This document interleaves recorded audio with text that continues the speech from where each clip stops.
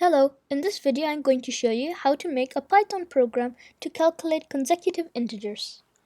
To start with, let's make a variable. We're calling this variable integers. Integers equals to input. Input is a function which allows the user to input their answer into a variable. So let's say our question which is going to be in these double quotes. Let's ask the user how many consecutive integers are there. Add a space just so it separates it from the question. Now if we check if we can subtract this by say making a variable called test equals to integers minus 1. So let's see what happens. So going fine so far. Okay, so now there's an error. Why is this error here? It says unsupported operand type, string and int. So basically what's going on is that this input is inputting a string, which is basically text. So you cannot minus, add, do any operation on text. So what I want to do is I want to turn the text into a number. How will I do this? Typecasting. Typecasting is when you turn one data type into another.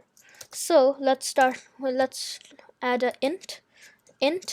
This function int, when we put it around this input, it will automatically turn the string into a number so that we can use it for calculations.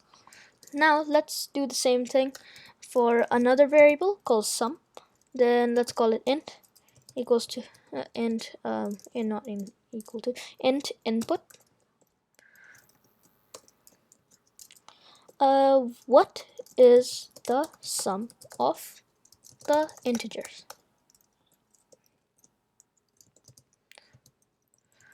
Okay, that's two. Okay, so right. So now we've made our variables.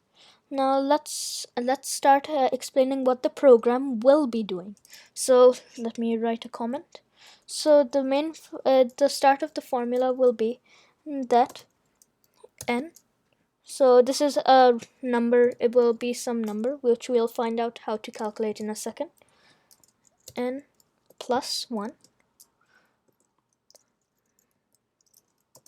plus n plus 2 equals to 24. So first we have this. Now can you tell what happens here? So we're using algebra. So if you use algebra, what can you see will happen? The n's will combine to become 3n and 3n plus. So we have 1 and 2. When they add, what will they become? 3.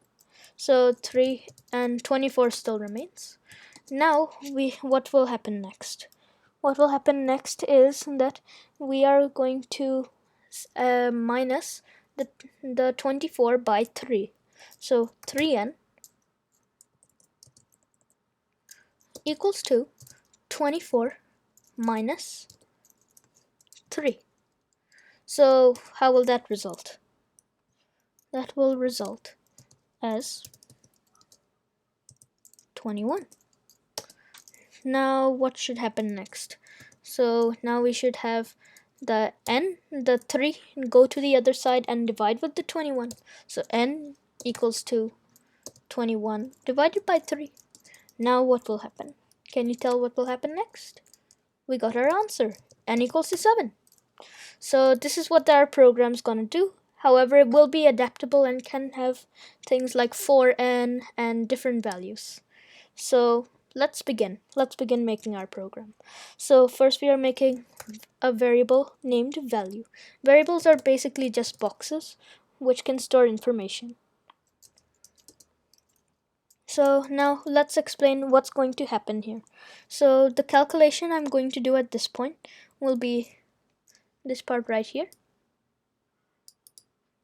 So it will be, we need to say 0 plus 0. That will obviously make 0. That's very simple. Then next bit is 0 plus 1. So if you notice, there is a pattern here. This number in the front is always changing, and the number in the back isn't changing yet, at least. So now this has become 1. Now, what do you think the behind number will be? This one here. It'll become 1. So the result of the last answer becomes the number in the back. So now we have 1 plus 2. 1 plus 2. 1 plus 2 equals to 3. Now we keep on going, and so basically this is what we're going to do. If we say want to just go a little bit further, so 3 plus 3, 6. So this is what we're going to do basically. So now let's start building the program. We're going to use a for loop for I. This is just a counter I'm making I in range integers. So if you see why I've put range, if you're wondering, this is because that for loops cannot iterate numbers unless there is this function here, range. So we need range if we're going to iterate it.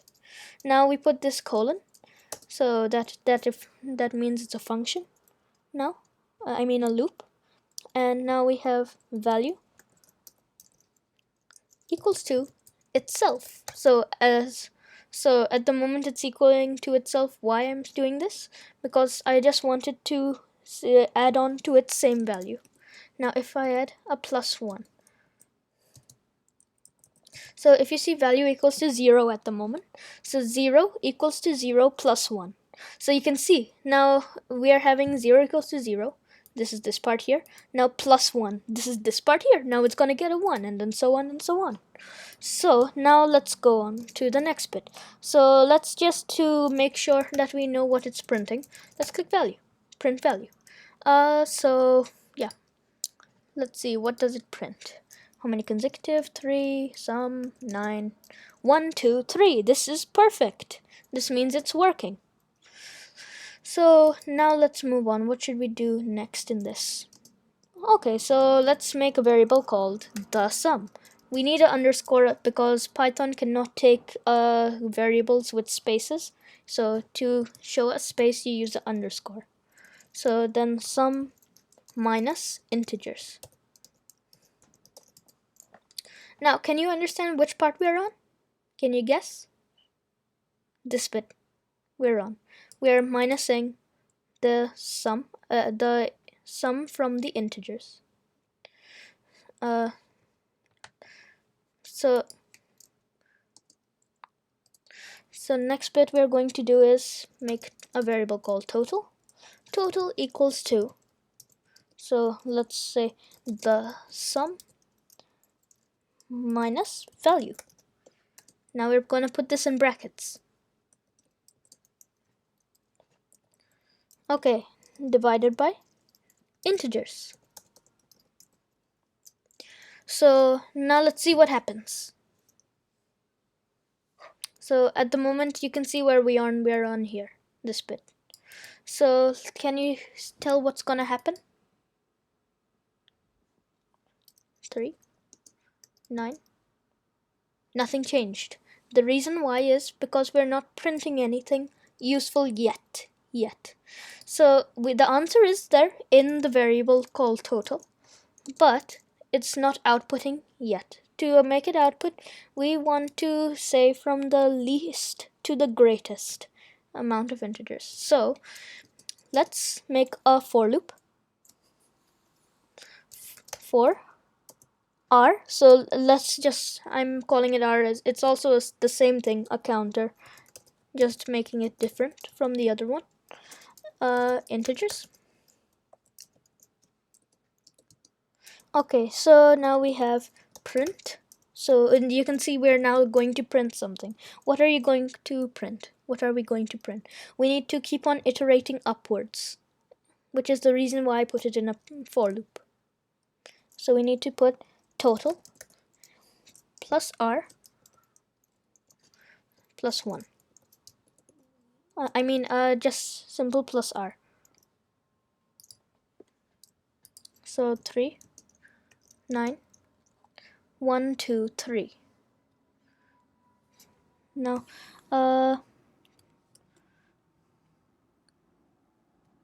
now let's see. Is this right?